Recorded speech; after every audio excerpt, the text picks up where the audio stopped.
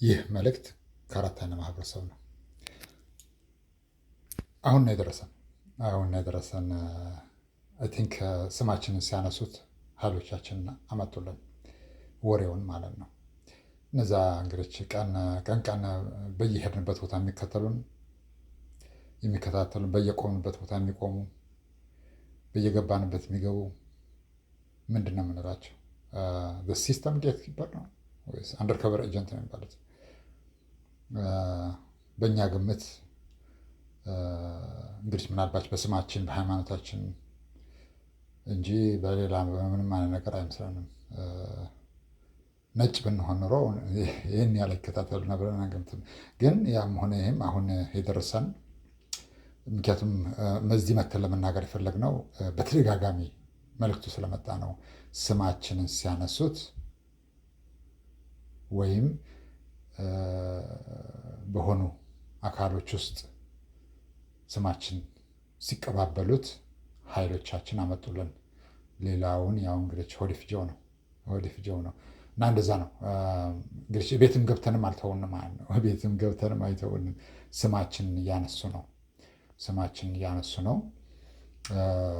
እንግዲህ ስማችንን ሲያነሱ ሲጥሉ ሲያላመጡት ኃይሎቻችን የትም ቦታ ይሆን የእኛ ስም በተነሳበት ቦታ በይበልጥ ከየትኛው አካል እንደሆነ ይዘውልን ይመጣሉ። አሁን ቢያንስ 2-3 ጊዜ ይሆናል የደረሰን። ለዚህ ነው መተን እዚህ ጋር ለመናገር የፈለግነው። ስማችን ቤትም ገብተን ቢሆን ስማችን ያነሳሉ። እነዚህ ሰዎች እንግዲህ የእኛን ማንነት ብዙም አልተረዱም ማለት ነው። ምን ያክል መጥፎ ነገር እንደሆነ እንደዚህ አይነት ነገር እኛን ማክበር አገሪቱን ማክበር እንደሆነ፣ እኛን ማክበር ፈጣሪ ማክበር እንደሆነ፣ እኛን ማክበር ለሀገሪቱም ሆነ ለሕዝቡ በጎ ነገር ይዞ ይመጣል እንጂ መጥፎ ነገር ይዞ አይመጣም። ምክንያቱም የፈጣሪ ባሪያዎች በተነኩ ጊዜ ኃያሉ አምላክ ሁልጊዜም ቢሆን ቁጣውን ያወርዳል፣ መቅሰፍት ያወርዳል፣ መልስ ይሰጣል፣ ይቀጣል ማለት ነው። ይቀጣል። ይህንን ጸጋ ዝም ብሎ አልተሰጠንም። ቢሆን ኑሮ ብዙ ነገሮች ያልናቸው ነገሮች አናደርጋቸውም ነበር። ዝም ብሎ አልተሰጠንም። እውነትም ነው ማለት ነው። እውነትም ነው እና አንዳንድ ጊዜ እኛ እናፍራለን። ምክንያቱም ልጅ ቢሮጥ አባቱን አይቀርብም ስለምንል እናፍራለን። ግን እነዚህ ለዚች ሀገር ምንም ደንታ የሌላቸው የማያስቡ ሰዎች እንግዲህ ቤትም ገብተንም አልተወንም ማለት ነው። ቢሆንላቸው ፈጣሪ ባደላቸው ቤተ መንግስት የሚያክል ቤት ከወርቅ ሰርተው ይሰጡን ነበረ። ተጠቃሚዎች እነሱ ናቸው። ይጠቀማሉ እንጂ አይጎዱም። ቢያንስባቸው እንጂ አይበዛባቸውም። የዛን ያክል ነው ማለት ነው። የዛን ያክል ነው። የእኛ የምንሰጠው ጥቅም ከምንም ከማንም ጋር አይመጣጠንም። የምንጎዳውም የምናመጣውም ጉዳትም የዛን ያክል ነው። እኛ ሁልጊዜም ቢሆን anyone who disrespect us, especially who get paid by the taxpayer money, his salary, or someone who have related with that means we always transfer to God, and God always respond in a very harsh way. The last 2 days, so what happened is sometimes it's painful. It's not about what happened, it's how it happened. Sometimes the most painful thing is the truth than the reality. እንደዚህ አይነት ሰዎች መካከላችሁ ሲኖሩ ልታከብሩ ይገባል። እኛ ድሮ አንዳንድ ነገሮችን እንኳን ከላያቸው ላይ ለማንሳት ፈልገን ነበር። ለምሳሌ እሳት ነገር ሲነሳ እሳቱን እንዴት ማጥፋት እንደሚቻል፣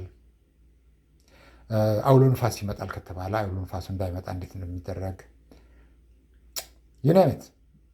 ግን ስናስበው እናንተ ለኛ ያላችሁ ንቀት ዝም ብሎ ሳይሆን ጥቁር በመሆናችን ሙስሊም በመሆናችን ምናልባች ደግሞ እንግዲህ ነጭ ባለመሆናችን የመጣ ንቀት ይመስላል። እና በዛ ደግሞ እንግዲህ አምላክ ቅጣቱ ኃይለኛ ነው። ፈጣሪ የሆናችሁ ቢያድላችሁ ታከብሩን ነበር። አሁን ግን ማክበር ሪስፔክት አለውን it doesn't work. You have to go far because it's coming. A lot of things is coming. We already said 2 years ago we're gonna change a lot of things here, and out.